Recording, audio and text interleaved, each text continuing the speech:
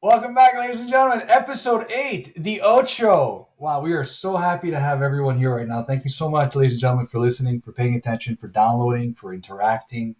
It's been a fun ride so far. We're going to keep this train rolling. Episode 8, chock full of nuggets of information right now and some interesting topics we haven't touched on yet so far.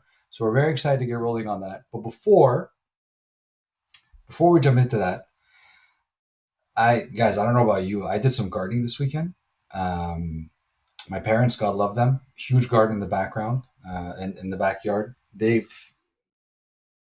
never been able to keep up with in the last few years for reasons that out of their control. So my wonderful girlfriend and I volunteered to help clean up the garden like people do like during springtime and everything. Yeah, let me tell you, that motherfucker was full of weeds. Like when I tell you 2 days full of taking out weeds, trimming branches. The good ones or Uh, the bad ones? the good what weeds? There's good weeds. Well, fuck, they're all gone anyways now. At least they're going to be over the weekend. I don't give a shit, The good or bad, 420, the 420 weeds. Gardening's brutal. dude. Like sunburns in places I never knew existed. Like my calves are like on fire, and not for the good reason. I got bites everywhere. Like, and funniest part. God bless you because you bought a condo to not do this, and now you're Yeah, doing this. God bless well, you. Yeah, it's that's funny. It's true. It's true. like it's the emotion is You might drained as from my you might face. as well just buy a house. You know where. Laval. You're Yeah, at that Laval? point. Laval. Everyone going to Laval. Guys, what's Laval backwards? So and so my father, God bless him, like he's just like he's at the point of his life right now where like he's a little bit more grumpy than he used to be, and he lives between. Well, he lives with my mom. He's He lived allowed. be. No, it's not that. It's anything annoys him right now. So my neighbor next door has dogs, and he lets the dogs out in the backyard, and they bark. And my neighbor, my parents' neighbor, 2 houses down, also has dogs, and they let the dog out, and they bark, and they're barking to each other. They're barking to each other. My Ha- father comes out. My father comes out. He's yelling at them in Italian, cursing at them, yelling profanities. And at one point, he just yells to them in English, to the dogs. He's like, "I want to go buy a gun and I want to shoot you and your owner." I was like, "Pa, what? You can't. Oh That my you God. can't do that. That get inside the house, man." He's like, "I want to go buy a gun and I wish you get inside the house." It was So he Miss supports Miss that politician that kills the dogs, right? What's her no, name in the U.S.? She wrote a freaking memoir or whatever the Mik- heck it is, and who? Michaela Vick. That's it. She wrote a memoir, and in there says how she killed a dog with a gun, 14-month dog with a gun, and she thought it was good to put that in a book and release it during an election year. Dak, it's not Michaela Vick.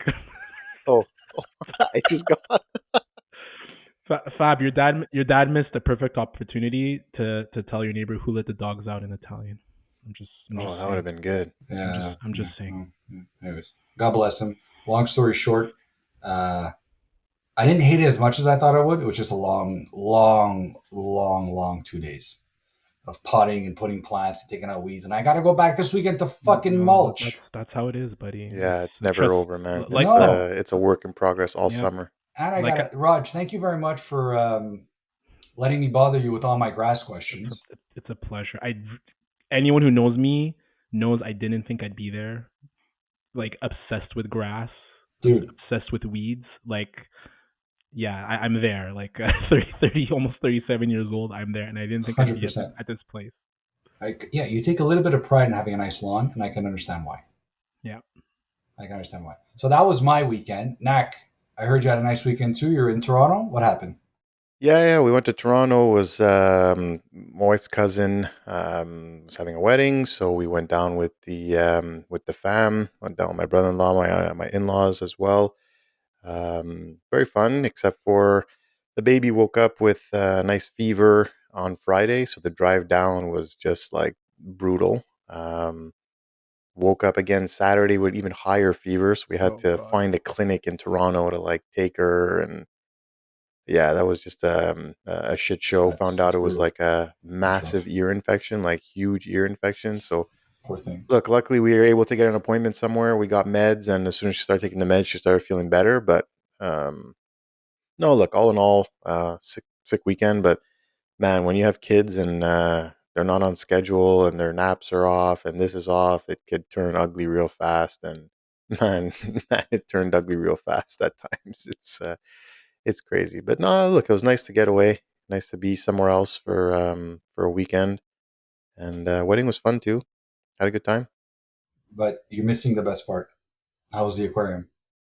It was good. Look, we went to Are you- Ripley's Aquarium. It was fine. Like I've been to better aquariums. Like the one in Boston, the New England Aquarium was a lot Yes. better.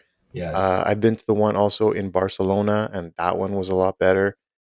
Like Sick. it was cool. There was one part where like you're on a conveyor and like you just kind of stand on it and it takes you around like the huge With like aquarium and like the yeah. sharks go around you and stuff. Like it's cool. It was cool. The kids had a obviously a blast, which was the point.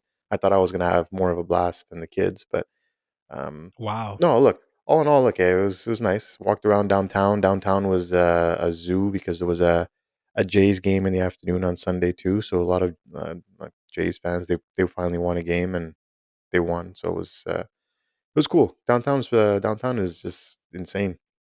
Well, I did not peg Knack as an aquarium guy. Oh, dude, I'm Like, a huge marine that's guy. cool. I Like didn't I am know. That's like, amazing. oh yeah, I love sharks. You listen to me in the chat. Shark Week, me and Guido go crazy for that. yeah. I'm a huge shark guy. Like whales, stuff like that. Like I want to go. Like I'd love to swim with sharks one day. Well, swim with, not What's swim the other with, but Shark Week term we're referring to? What was that called again? Someone mentioned something about Shark Week. My no, okay, forget it. I don't know. Forget Um, I have an idea, but I don't want to say on the pod. it. Okay. Yeah, But maybe we. switching gears, Yeah, perfect. switching gears. Got NBA playoffs second round concluded this week. Very exciting stuff, Roger. I want to know who you have in the NBA playoffs, and why is it Michael Jordan's illegitimate son, Anthony Edwards? Oh yeah, so the Knicks are done. I'm sad about that. I was really excited about double MSG Rangers and Knicks, but Brunson was he was on his own, so the Knicks lost. They got destroyed. The Nuggets. So the OKC Dallas game was amazing. The Nuggets Timberwolves game was amazing as well. Both like kind of like comebacks. I love Ant, but it's hard to bet against Luca. Like right now, he's playing like the second best player in the league right now. So I have a hard time betting against Luca. What you said about Ant though, and Anthony Edwards, like yeah, he plays like Jordan. He like wears his armband like him. He Yeah, wears yeah. his leg band like him. He has the sweat. Like he's the now He's got that dog in him, man. He's got everyone that dog like in him. He's fun. everyone's in love with him now. Like everyone, Yeah. it's like it's It bound like to like switched on, eh? Like you yeah, really didn't hear it's like about this guy, and then all of a sudden it was like a switch flicked, and it well, was like, all right, MJ. well, it's because he's different than the typical like 22-year-old star who's all about social media and like he's all about ball, right? Like so it's really fun to watch.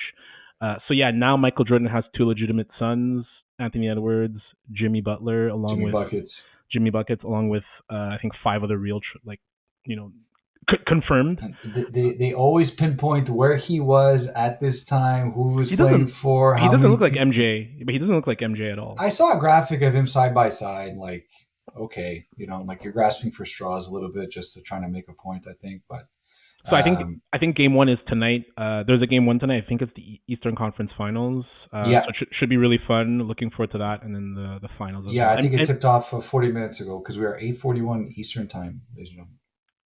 yeah, indeed. So yeah, it was a great weekend of NBA basketball. Great weekend overall, and yeah, it's good time in sports for sure. But not to take the pot into an NBA conversation, I would have to disagree with you though about having his hands full with Doncic. Not to take anything away from Doncic, but that team defensively is stacked. Like you got, The Wolves. yeah, man, Yeah, you got Naz Reid, six man of the year over there playing hard defense, and you got Cat, and you got Rudy Gobert, and it's just like they got defensively, it's gonna be very tough to play against. And when you can shut down Jokic like that, like I know he had, I think it was game six where he just like turned it on. No, sorry, game five, where he just yeah, like destroyed the entire team.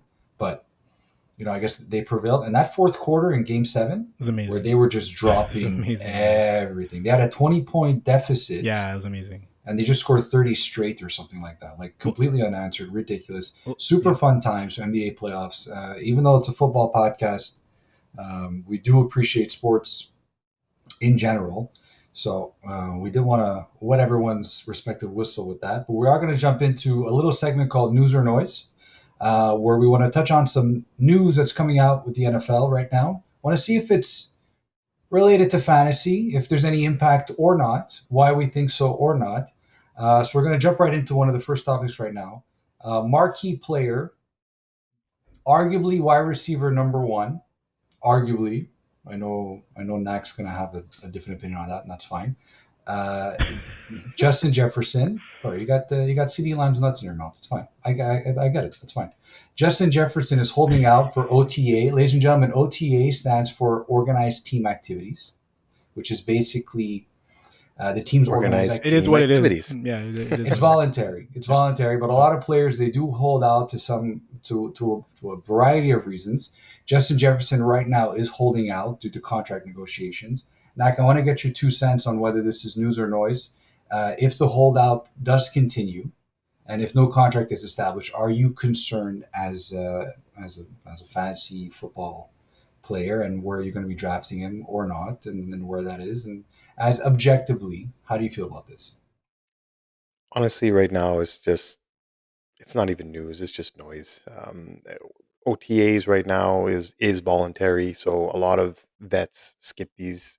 Not usually, but if you're in contract negotiations, he is under contract, so that's different than, let's say, a T Higgins who's technically not signed, right? So he's not even allowed to um, join his team without signing the contract. So Justin Jefferson is under contract, but it is voluntary. A player of his magnitude doesn't need to show up to these. It's not a huge deal. Personally, I don't think it is. If a deal doesn't get done by minicamp and he starts to hold out, that's where it becomes more news because it becomes more real. He's also Great point. subjected to fines in that because minicamp is mandatory. So right now, I'm not all that worried at all. I really don't. I think this is just noise right now. He doesn't really need to be there. He wants to be locked in long term. There's no need for him to go there and risk an injury for OTAs, right? For voluntary OTAs. So yeah, my stance is just noise. Raj? I think the last. Correct me if I'm wrong. The last real holdout was Le'Veon Bell, right? Like where That guys he like did, like he actually went. he missed a player who missed time, regular season time. I think there was one more person Yeah, who I think there was missed like one a more game or recent. two. There was Yeah, one more person. Bell was like the one, like the crazy one where he Yeah, missed. He a- missed. and I I know think someone signed. Someone, it was the last person I think was signed, but wasn't game ready to Josh start the Jacobs. it first was game. Josh I Jacobs. I think it was was about to Yeah. Josh. say So that. That's what so it is. Yeah, That's the exactly. last one. So my point, the But he point did I'm sign before. the point yeah. I'm trying to make is that I think that scared a lot of players. Like we saw what happened with Le'Veon Bell. He never was able to recover again, and even Josh Jacobs, to be quite frank, I think it had an effect on him. He was not in game shape. So I think a lot of players are probably weary of these like full fledged holdouts. Not only what it will do to their teams, what it could do potentially monetarily from a fine standpoint, but also I think it hurts their brand as well. Like we see like players end up turning they end up turning fans end up turning against the player, and I just don't think that a lot of players want to deal with that. So I agree with Knack. I think it's much ado about nothing. Laramie Tunsil, Stephon Diggs, T Higgins, I think Cam Hayward, Micah Parsons, just to name a few, were some guys who didn't show up to CeeDee Lamb, I think, didn't show up either.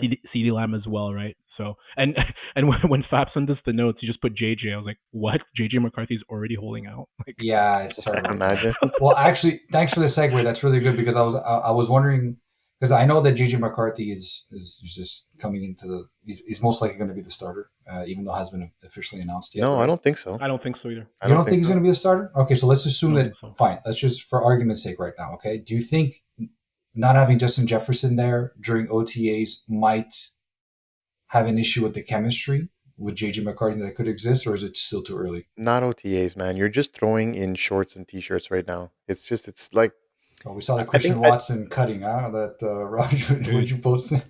So, anyways, yeah, look. I'll let not yeah. Next. Yeah, look, man, like okay, but for regardless of JJ McCarthy, Sam Darnold's a new QB there too. So will it affect That's a him? good point. Maybe. I think he's just such a great receiver and great, like, it's going to gel anyways. And if he's there for minicamp when they actually just have to start putting on pads and the timing gets a little bit easier, or you're actually doing drills, you're doing more drills. They're pretty much walkthroughs right now. It's just kind of like to get in the sense. I don't think it has too much, like, too big of an impact. I Like think it nothing. affects the vibes. I think just getting guys Maybe, together, Yeah, maybe. camaraderie, yeah, like ability to trust each other, But these guys impact. also know it's a business, right? Like they know it's a business, and they all have their, like. Look, even Russell Wilson said about Cam Hayward. He's like, "Look, the guy's been in the league for so long. No, no, no, no. Like we understand the business side of it, and we got his back. Like we know what it is, and we know that a guy like Cam Hayward, when he does set foot in the building, he's going to be in shape. He's going to be ready to work, and he's going to be the same old Cam Hayward. It's not like a Joe Blow that's skipping and hasn't done this and hasn't paid his dues and stuff like that. That's where it starts to Yeah. where you I, to your point where you said fans start turning on it. You know, yeah, Yeah, I think it depends on like are they installing plays now? Like actually in any case, JJ is well versed in an offense. He's been in an offense for 3 years. I think one that like Stephon Diggs not being there, I think it's a new team. Are they installing? It's a new install offense for him. I think that could be beneficial. Gain somewhat of a chemistry with CJ Stroud. I think that one's like, I hey, maybe agree. He got paid. yeah. maybe show up to that one, right? But I think JJ is much ado about nothing. Like we mentioned before, these are organized team activities. These are usually 7-on-7 drills, no pads, nothing. These guys are throwing to the wide receiver with no defensive coverage, right? So there is a level of chemistry that can be made, but I don't think that much either. So I think this is definitely noise. Would have to be with the panel here. We're going to jump right into the next point of news or noise. So the schedule was released this past Wednesday, May 15th. A lot of interesting games on the slate, but I want to focus specifically on Detroit's schedule, the Detroit Lions. In particular, how many dome games or how many games in good weather they have, because we've seen last year the Jared Goff splits in good weather versus bad weather or good conditions versus bad conditions are legit. Like he was a legitimate top 10 quarterback when he was playing in very favorable conditions. And when he wasn't he wasn't a top 10 quarterback, quite frankly. So right now, with their schedule, the way they have it slated right now, out of 17 games, only 3 are played in unfavorable outdoor cold weather conditions. So you're getting 14, potentially 14 solid, or the ability to have 14 solid games out of Jared Goff. So my question, my question to Raj then, news or noise? Does this increase Goff's value at the current ADP of QB 14? Like, do you see? Is this an increase of where you would draft him, and that and based on how favorable the schedule is for the season? So I think yes, but with a caveat that most QBs are better at home than on the road. I saw a stat where, and it was a Reddit user actually. I forgot his name, but shout out to him. But basically, home QBs are 3 points per game better than road QBs in 2023. In fact, Fantasy that points. yeah, fantasy points, yeah. Dak Prescott was 9 points per game higher, home versus road. CJ Stroud was 10 points per game higher, home. So like Wow. those are big time splits. And if I Yep. look at Goff, in a dome, 28 TDs, 8 INTs, 106 QB rating, fifth. Outdoor, 5 TDs, 4 INTs, 82 QB rating. Smaller sample size for only 5 games, but still, I would agree with you. And as a Goff owner last year, there were situations where I was weary of starting him, particularly against games against Chicago, at Soldier Field. So I would say it is something I would factor in, but you also have to factor in that most QBs are going to be worse off on the road versus at home with the crowd noise. Just the home team's going to be more pumped up. The defense going to be more pumped up as well. Yeah. So I don't think it's going to give him too much of an edge. So basically, he's going to be playing 14, 14 total games in a dome, and 5 of which will be on the road.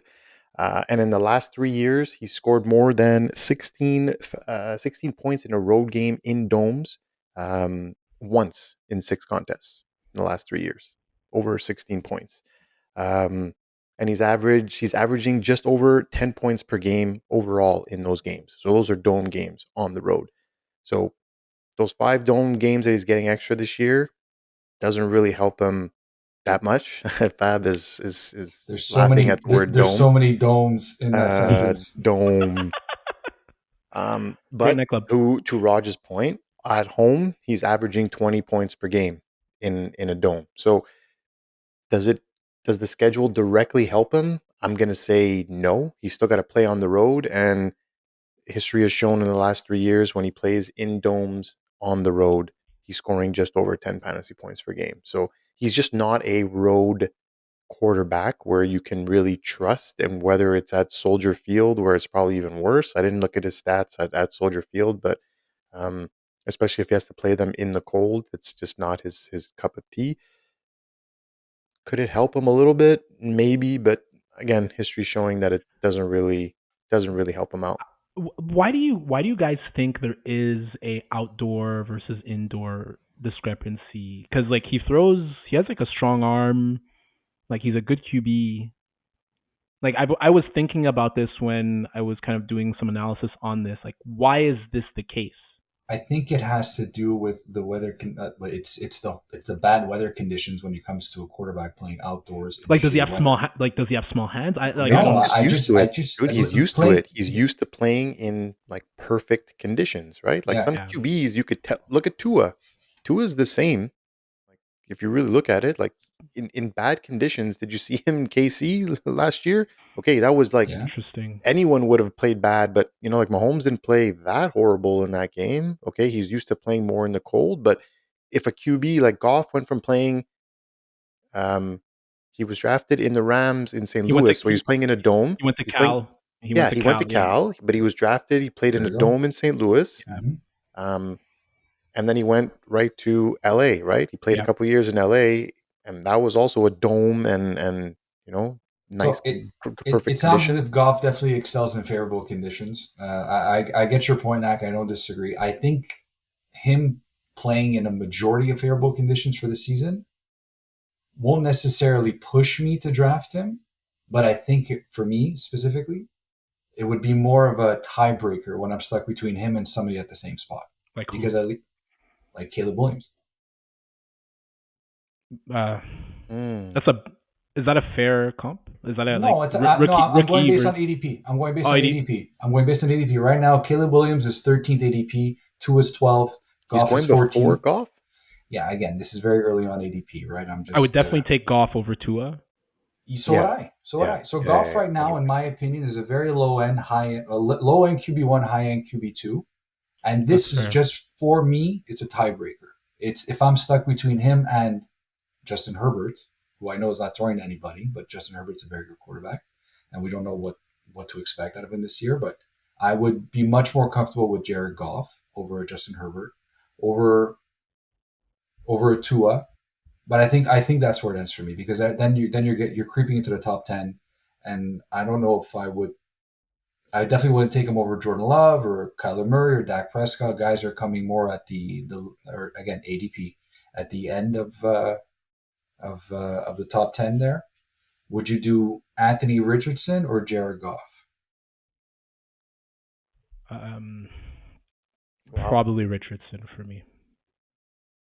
Yeah, like I said, It's just the because. boomer bust. Okay, Goff has that It's the extra boomer home game this bust. year. The NFC has the extra home game this year, so he has nine. He has nine at Ford Field. He gets that extra one there, right? Which is okay. So he's good at home. 20 points per game at home. So right away, you're looking at a nice 180 points from him in 9 games that he's going to play. Will he get you? That's the thing. Is he going to get you another 180? To finish over that 360 hump? Is he going to get you another 180 on the road in 8 games? But he has the So so opportunity to so get it, so Goff. which Sorry, Fab. So I found the post. I just do want to shout it out because we're sourcing here. His name was Dodger Walker. Goff was 5 points per game higher home versus road. Not surprisingly, Josh Allen probably the best difference. 24.8 at home, 24.6 points per game on the road. So I thought like those are interesting to see. QB Like one. like Yeah, easy, most easy. QBs are definitely going to be better at home versus road. How much better are they going to be? I think it depends on the circumstances. Is it dome versus bad weather? But even another interesting one was Minshew was 7 points per game better home versus road. So and Well, look, another who's dome. gonna be, who's not gonna be better at home? Like, is there That's one where it was like, it exactly. was like, I don't think there's probably none. Daniel Jones. Baker Mayfield was 4 points better on the road versus at home. Wow. That's an interesting stat. Yeah. Very good. Very good. So we're going to keep it rolling with the schedule. Bye weeks are definitely something that we need to consider when creating and putting together our fantasy roster. You don't want to have a team full of players that are always going to be on bye in the same week. And this year's schedule is particularly of interest, especially for week 12 and 14, where we have 6 teams on bye each week. So week 12, I'm just going to spit them out for you guys real quick. Week 12, Falcons, Bills, Bengals, Jaguars, Saints and Jets are on bye. It's gonna be Week a lot of players there. That's a lot of good players. Yeah, week 14, same thing. Baltimore, Broncos, maybe not, but still. Texans, Colts, Pats, whatever, and Redskins. Yeah, a little bit less. That A little bit Redskins, less. Redskins. A little Oh bit my less. I call god! on How did Redskins. I not see that? Sorry, what who the You wrote Redskins, Commanders. yes, Oh Commanders. Yeah, yeah. right, right. Sorry. Washington football team. WTF or whatever. No, it would be WFT. Thanks for playing But Knack. you're welcome. Anytime. So is this news or noise? Is this something that we should take into consideration when we're drafting? Personally, I don't typically look. I pay attention to bye weeks, but I don't necessarily construct my roster solely and focus based on bye weeks. I think when we look at week 12 and 14 so far into the season, so much could have happened by then. So many injuries could have taken place, unfortunately. Trades could have taken place from a fantasy perspective. I don't necessarily factor that much into my roster when I'm building it. I mean, at the same time, if I was in a position where I could draft, for example, like Mac, this might apply to you to a degree. If I'm drafting first overall like you are and I can take Josh Allen at 1, there is a chance that you can get Aaron Rodgers on the turn because he's currently going pretty far deep in the quarterback ranking. We're going to touch into that later on in the pod. So that could be an interesting that could be an interesting decision for you when you're there at the turn, right? And you're picking number 21 or 20 or 21, excuse me. It's like, do you take Aaron Rodgers as your QB2? Let's say if you need to get a QB, I'm putting you in a very particular situation now. If you need to get a QB, you take Aaron Rodgers at QB2, or you're like, you know what? I don't want to have to deal with this fucking headache in week 12, even though it's week 12. Quarterback is the most important position that you have to decide for in a 2 QB league like we're rostering right now. So you might have to decide between taking Aaron Rodgers and rolling the dice a little bit, knowing that Aaron Rodgers is a fantastic quarterback when he's healthy, or do you play it safe and you take a Matthew Stafford, or do you take a Deshaun Watson? Pause. Or do you take a Baker Mayfield? So it's depending on the circumstances. I think in this scenario, it's interesting to consider. Personally, though, on my end, I'm gonna get you guys take in a second. I wouldn't I wouldn't change my entire draft strategy for it because we're talking week 12, week 14, very far deep into the season. Like we're talking like 3 months in, and a lot can happen by then. So it's something to keep top of mind, but ultimately, I'm drafting the best guy that I want at that spot. Mac, what do you think? Yeah. Um, I think I agree with you. The only one position is, but I think you just named it, is the one I'm most wary of, or I keep an eye mostly for it, is not to have two QBs because we start two, not to have two QBs with the same buy. Um, but again, if I'm going around and I'm looking and I'm like, okay, well, there's Aaron Rodgers there, or there's to your point, Deshaun Watson there.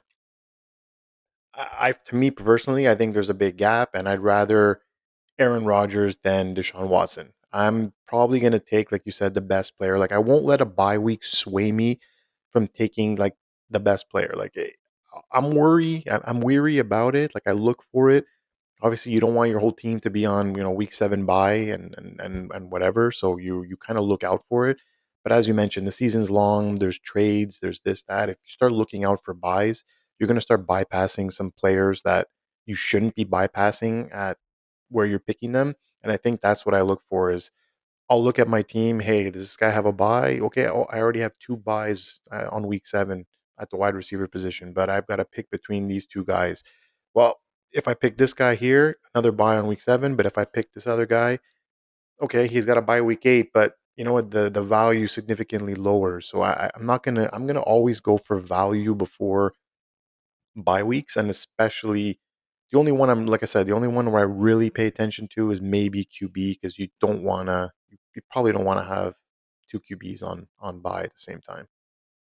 Unless you just want to take the L that week and fuck it. Just hopefully by the time you get to week 12, you're 11-1, and you'll take the L no problem, right? Yeah, but it's a big I if. I had that situation with one of Goff, Carr, or Stroud, or two of them were both on bye at the same time. I Derek agree with Carr's on bye even when he's playing though. Sometimes, just FYI. yeah. Facts. I agree with that.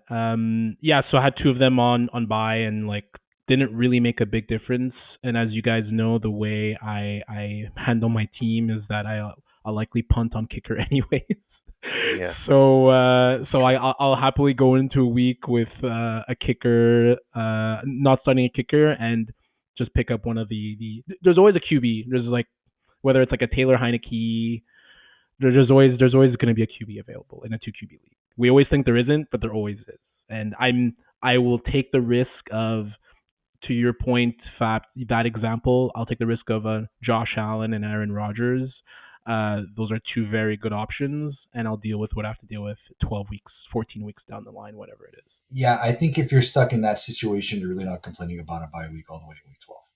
And just to touch on that, when Roger says punt on the kicker, Roger typically, and a lot of people do this in a strategy, we'll get into that later on in another podcast down the line. Depending, people, certain fantasy managers don't prioritize drafting a kicker in their, And in Rogers' case, doesn't even draft a kicker. doesn't What's even draft a kicker, what so is leaves the the point? draft without a kicker and then just figures it out later on, and that's fine. So that's what Roger means by punting a kicker. To what you just mentioned about always having a quarterback available, you guys might remember this stat better than I do, but how many quarterbacks played last year? Started? It was like somewhere like in the 50s. 64. 60 something. 64. Same the 64. year before, I think it was 63. So Yeah. So that's so again, like it's to worry about something 12 weeks down the line or 14 weeks down the line, a little bit premature, but definitely keep it in consideration. We're going to keep the ball rolling, especially when it comes to, I guess, ADP and specifically on certain players. We're going to jump into a new segment called buying or selling. So something where we're going to look at players' current ADP. So ADP stands for average draft position. We want to get an idea as to currently where players are being drafted and if we believe them to be drafted, whether we believe them to be either undervalued at their current draft spot or overvalued. A good one to come up, an interesting name they're going to come up right now is Xavier Worthy. He's a rookie out of, Mac, where's he out of? All right. Out Texas. of Texas. He was drafted by the Go Kansas Horns. City Chiefs. Go Horns. Current ADP right now is wide receiver 32. Interesting note, Rashee Rice, because there's a lot of questions and a lot of uncertainty about how many games he will play this season, if at all, due to some legal matters and legal matters and some reckless driving situations that he has gone through so far in the offseason. He has attended the OTAs, but his season is pretty much in the air, at least in the beginning. Rashee Rice last year helped a lot of players win their fantasy championships. He was a legit wide receiver, went towards the stretch. Nak, I want to get your 2 cents on that. Right now, at Xavier Worthy's current ADP of wide receiver 32 is basically going as a wide receiver 3. Are you buying or selling at that spot? I am selling, my friends. 34. That is insanely high for 32. a rookie. 32, excuse me. 34. Um, look, he's more of a burner, and I think it's going to limit his production at the beginning. He's more of like that big threat guy. I think his floor is like super low, like 2, 3 targets a game. We're talking. He's got a high upside, sure. He's going to have those games where he's going to have that big play or two, and it's going to be 25 fantasy points, and you're going to be pissed that he's on your bench. But we forget, like, Rasheed Weiss was drafted in the it was the first round last year as well, right? Was it a Was it, or second? I second think round? I think he's a like a day two. Okay. Anyways, Yeah, he was drafted to be the guy. He didn't come on in right away. Like, he didn't burst off the scene, right? It was more No. second half of the year. So we're talking like week week 9, week 10 on. He was very very good. Was he top 10? I don't think he was top 10. He had his off games, but he was very productive later on in the season. Um, and again, rookies are being phased in. Now you have Hollywood Brown, who also comes into that offense, who's going to command, like Rasheed Rice. Who did they have? They had Valdez Scantling there. That wasn't a wide receiver one. Like, Rice was technically drafted, and he was the guy. Like, he was put into that wide receiver one position. It just Mahomes was going to kind of everyone at the beginning. So, man, wide receiver 32 is way too rich for my blood. There's no way I'm starting him in my third wide receiver slot to start the year. I would not be comfortable. I'm looking at him right now as a late round stash pick. Like, I'm definitely not comfortable. I'm 100% selling him as wide receiver 32. the Roger. Chiefs have had questionable track record with wide receivers outside of Tyreek Hill, Facts. Sky Moore, Yeah, Marquez but Valdez Tyreek Hill, we're Scantling. talking about like top 5 player Yeah, in the yeah, And league. yeah. But I Tyreek mean, Hill was for drafted in the sure. fifth round, I believe. Yes, Correct me if yes. I'm wrong. He was drafted Yes, Yeah. super fifth round, super late, fifth so they round. hit on him. But I agree with you, Roger, 100%. I'll let you finish your point because I know I remember Pat Mahomes was pushing for Sky Moore, I believe. Yes, he was pushing for Sky Moore. Yes. He was Yeah, the first round So pick. yeah. questionable track record and the number of wide receivers that have been successful, like Pro Bowl type success, under 175 pounds. Like I count them on my hand, like Deshaun Jackson, like Will Fuller, Tavon Austin, Tank Dell, Travis Benjamin, Emmanuel all the Sanders. Sanders. Good point, but he was like a bit taller. Yeah. Having said all that, I'm gonna buy. The reason why is all that amount of speed, 4.2 speed with Andy Reid. I will take a bet that he will figure out a way to scheme Xavier Worthy open. Like Is he? 4.21 speed is electric. That's Tyreek Hill speed. He doesn't have the physicality and the size that, and despite the fact that Tyreek Hill is only 5'11", he's still like a 190. He's well put together. But Hmm. I think that amount of speed, and I will take a bet on it. Wide receiver 3, I would say maybe low end wide receiver 3, but I'd be willing to take a bet on that. Do you You're see comfortable Andy? starting this guy week in and week out as of week one. That's what Week week 32 week means. week one, no. Week one, no. But I'd be willing, depending on how my draft goes, I'd be willing to take a flyer on him, and because right now we don't know what's happening with Rasheed Rice. Even though I mean they did, I did see today that the charges were dropped, but they're two different receivers. Like Rasheed Rice is a X receiver. He's a quick winner. He's not going deep. He's not winning deep routes. He's a 5. He's gonna be like an 8, 10, 11 yard per catch type guy, right? Marquise Brown, I have my reservations about him. He's never been able to put it together. I just think Xavier Worthy, his type of speed is you don't see that. It's game changing speed, and he was well touted at Texas. I believe he was a first round pick. Uh, I I know it's typically outside of what I would do, and I'm not the biggest fan of small wide receivers. But I'm willing to give Andy Reid one more benefit of the doubt if he gets a electrifying gadget like this. Do you see Andy Reid using him in the same mold he did with Deshaun Jackson That's in Philly? exactly it. And Deshaun was the type of guy again, game breaking speed, not just the straight line speed, the acceleration. It's you're fast, but then you could even create separation after you're kind of like even with the DB. So that's what made Deshaun Jackson a Pro Bowler for all these years, borderline not a Hall of Famer, but borderline Hall of Famer. So I'm banking on that, and that's a great point, Fab. Banking on that chemistry to be able to, or him to take what he's built before with Deshaun Jackson and be able to replicate that with Xavier Worthy. But you said take a flyer on him, like late round pick. But we're talking like inserting him like wide receiver 3 type guy. 32, I I would you're at draft. wide receiver 3 flex, right? Yeah, So the you're question drafting was him fairly higher. would I take him as a wide receiver 3? So around that range, Yeah, it's I'd not be specifically 32. yeah, Yeah. I'd be willing to take a bet. Probably not start him right away. And again, depends on how my draft goes. It depends on who else I have. Yeah. I'd be willing to take that bet and to stash him just to know, hey, like this is a fun play. For me, also, like I like having fun players, and I could see him being really. Imagine he does hit. Imagine those 50, Okay. 60 yard bombs So that you saw with Tyreek Hill. Imagine he starts doing that again with Patrick Mahomes. So let's if I could just do a little segue here. Yeah. Let's just take a since there's going to be a little bit of betting action going on this pod. How about we for our viewers so we could kind of take this on the year. We'll do a 32 and a half of where he finishes. And obviously you believe he's finishing Hmm. better than 32 and a half and I'm going to say Ooh, under 32 and a half as the wide spicy. receiver But in 2024. And this is our PPR points, stand whatever it is. You just said you're willing to go and you're buying, and I said I'm selling. So you're saying, how much? Bragging rights. No.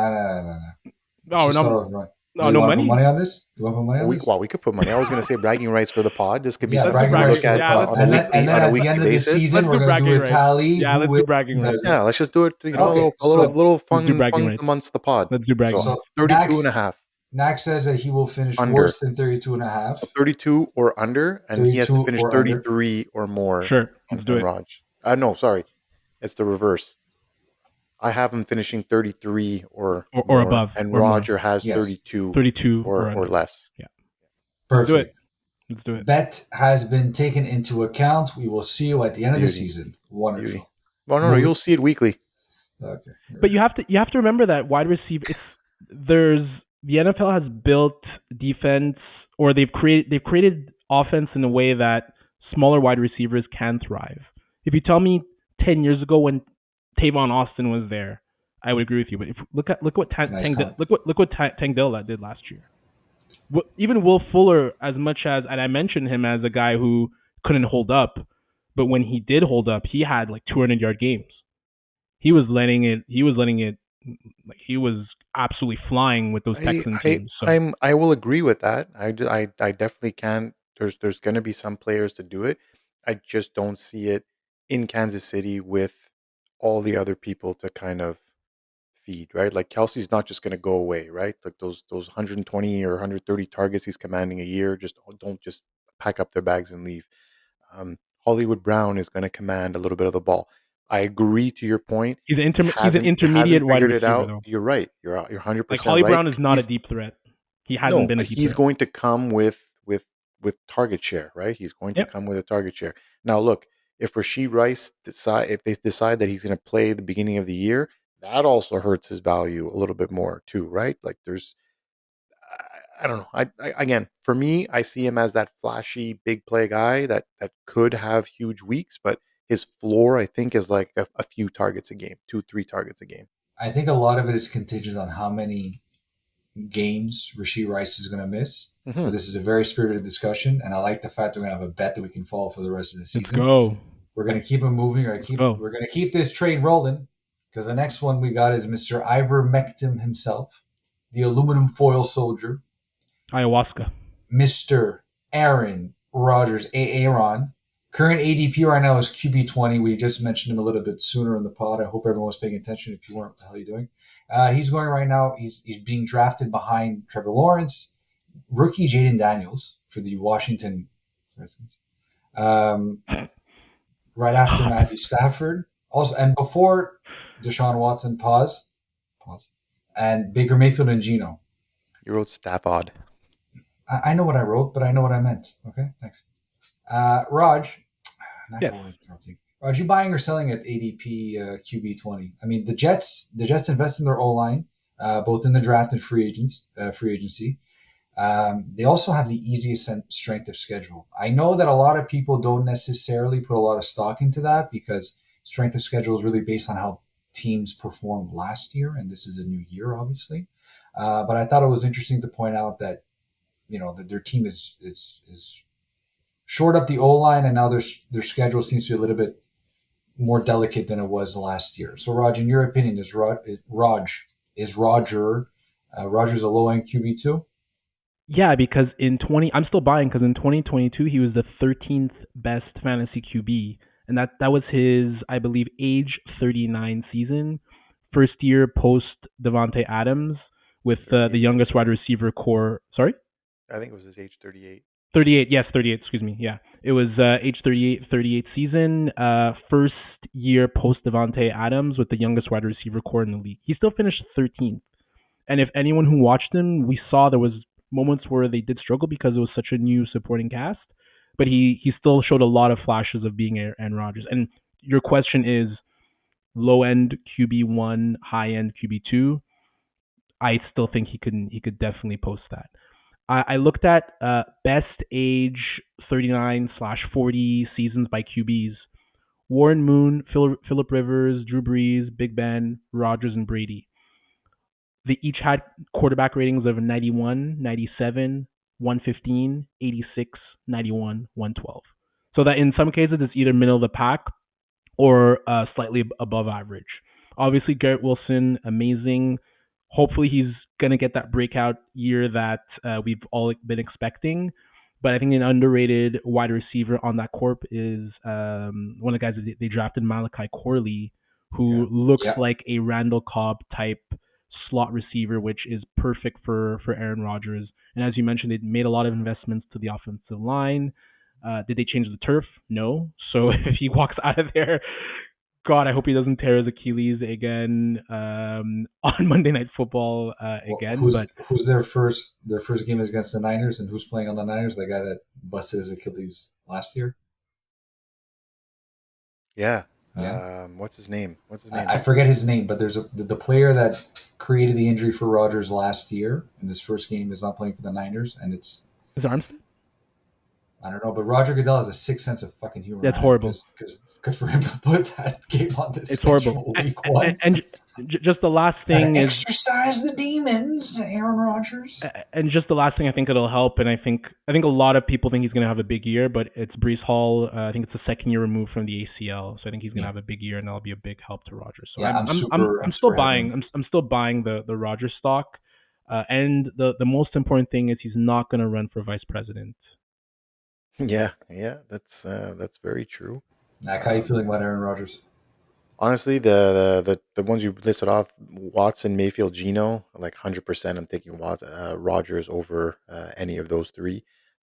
I'm also taking Rogers most likely before Jaden Daniels. Again, like these rookies, like I'm just gonna go with the proven guy at first before I start rolling the dice on rookies. I know Raj might chime in and say, yeah, with this, CJ Stroud last year took him late and it worked out. 100%. I'm not saying it can't work out, but I'm more of the guy to play it safe with the QBs if I can. I took the swing last year after Kenny Pickett's magnificent preseason where he was like the second coming. That did not work out at all. So I'm less weary to take a chance, especially for my QB 2. And like honestly, I think I'm on the fence with Lawrence as well. Like I might be taking Rogers over Lawrence. Like I understand everyone's gonna say the Achilles. Man, he didn't. Like he got that injury, but he's 1 year removed from not playing. I don't know. I think he's got something to prove, and I'm not. I wouldn't bet against Aaron Rodgers right now. Like No. just with everything, like he's just got I don't know, man. There's weapons, like you said. The offensive line is rebuilt. There's weapons to throw at. I think he's gonna have a good year. Let's just hope that that ACL, the Achilles holds up and MetLife doesn't screw him again. But Well, it man, I'm wasn't. I'm It wasn't MetLife, was it? it was the tackle that he got. Like, yeah, fine, his foot was planted, but like I wouldn't No, put. Anyways, no, that tackle was like there was very little contact with the actual Achilles But it from wasn't. what I Didn't he? remember. Didn't he do it himself? It It, wasn't a it, it looked like tackle. a really it looked like a really innocent play. They're saying the defensive lineman like pushed like the the like offensive he lineman got into he got Rogers. through the Yeah, defensive lineman. He got through, but Rogers got that on the turf. That was MetLife turf that did that. That wasn't the tackle itself. fair. But I'm not. Am I the only one that's not concerned about the Achilles injury? Like I've been. No, I'm I not know. concerned. Yeah, no. I'm. I've He's said it. healthy. He's good to go. Like I he's said it gonna so. he's gonna I said it in rip our it. group chat so many times, guys. Like, I don't know if you recall, but like 20 years ago, Vinny Testaverde in 1999. It was the year after the Jets made the AFC Championship game. He tore his Achilles in the first play of the year. Jets championship hopes were absolutely done. He came back the next year and ended up playing another like 6-7 years. Like Achilles and like Achilles injuries, they're just not as debilitating as they once were. Same with ACL injuries. So True, I true. think the way he came back was like I think he's in big time fuck you mode, and like it's Yeah, man. Aaron fucking Rodgers. Like Yeah, hundred I'm not gonna percent. take Trevor Lawrence over Aaron Rodgers. Dude, Like, whoever's drafting right now and fading Aaron Rodgers as QB 20, that's ridiculous. I agree with you guys 100%. We're gonna keep this pod rolling. I think Aaron Rodgers is gonna have a big fuck you tour on the way back over here, and if he throws for 4,500 yards and like 35 touchdowns, I would not be surprised at all. One guy though I do want to mention. Well, I'm concerned about. We're gonna talk about in a hot second. In the your remaining guy. minutes we have in this pod. Yeah, man. Boy, Kyron Williams. I love this guy. He was great for me last year. Current ADP right now for running backs is eighth. He's going right after Saquon, Travis Etienne, right before Rashad White and Josh Jacobs. He was RB2 on a points per game basis last year, only behind Christian McCaffrey. But with the addition of Blake Corum in the backfield, new coach, is there a concern about Kyron being a fantasy football winner this season? Personally, yes. I am slightly fading him. Running back eight is slightly too high for me, simply because of all the things I just mentioned right now. I'm not really concerned about the injury necessarily because I know he missed about 5 games last year with some injury issues. Like he missed 4 in the middle of the season, then the last game of the season he's didn't he's play. also missing OTAs because of the knee. Thank you, Knack. Again, these are OTs, but that's a very good But point as well. OTAs don't matter. Well, I think No, I'm saying when it it's doesn't injury matter, but when it's related, it injury, does. it Yeah, What if matters. he yeah. wasn't gonna show up anyways? Here it is. Well, you're still injured. What if my Yeah, yeah, but maybe anti-ball should be yeah, but my uncle? maybe he was just gonna skip them anyways. Like I don't know. We can't be like OTAs matter and then he did like No, but when it's No, an no, no, no, injury no, related, no. no, no, no. When But it's when it's no, injury I agree. related, it When it's matters. Like, come on, yes, it yes, I have to matters. side with Knack on Injuries, this. injuries, it matters. Like, Yeah, bro, Justin Jefferson for a contract, he doesn't want to get injured. That's why he's not going. Right? Someone not going because they're injured. That do is, we know the extent of it? it's his knee again. Oh, it's They're the saying same it's knee. his Okay, knee. yeah, it's the same knee. It's the Okay. knee. His Mm, knee is not fully ready to go. It was announced today that he's mm. missing all of OTAs because of the knee injury because he's not cleared. is it running backs in general this year are a little bit iffy? I find apart from like maybe the top 5 or 6 guys, and Kyrie Williams is falling right at that cusp of where I feel comfortable at eight, and the guys that I just mentioned that are going after him, specifically Josh Jacobs, I would feel much more comfortable drafting him as my RB1 than Kyron Williams.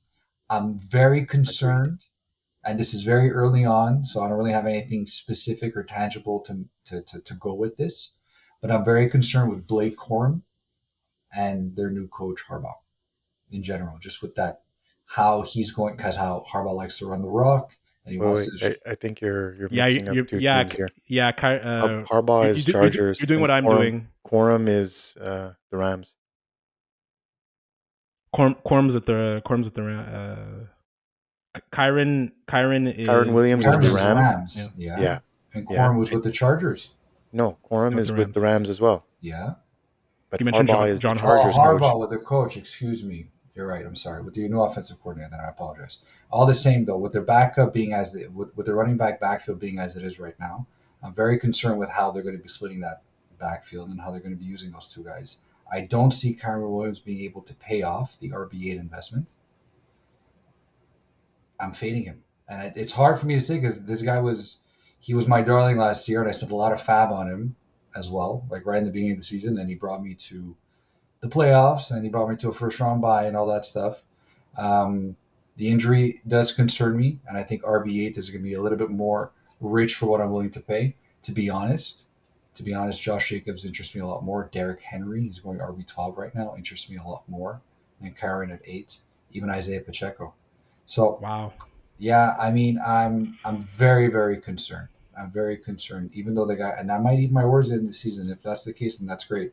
Rashad White, though, I'm not too high on either. That's a different conversation for another Even day. in a PPR, Well, I know Rashad White had a freaking crazy year a last year. crazy, Towards the end, he great did. PPR year. Towards Well, the end, didn't he did. he finished with he was RB12 last year. Fantastic in PPR, man. He was catching Yeah, Yeah, he everybody. no, was he had like amazing. 60 receptions. Yeah, yeah, I get it. He But was like, I'm amazing. just, But I'm to your point. I'm definitely taking Josh Jacobs before Kyron. The more and more I've been reading, the more and more like Quorum is just the better in every aspect. Is what I've just been hearing. Better runner, better catcher, better just like all around better all around back. So I thought at first he wasn't gonna push him too much, but I think sooner rather than later you're gonna see more of a 50-50 split in that backfield, which could potentially hurt Kyron Williams, like you said, eighth overall. But McVay has never had a committee.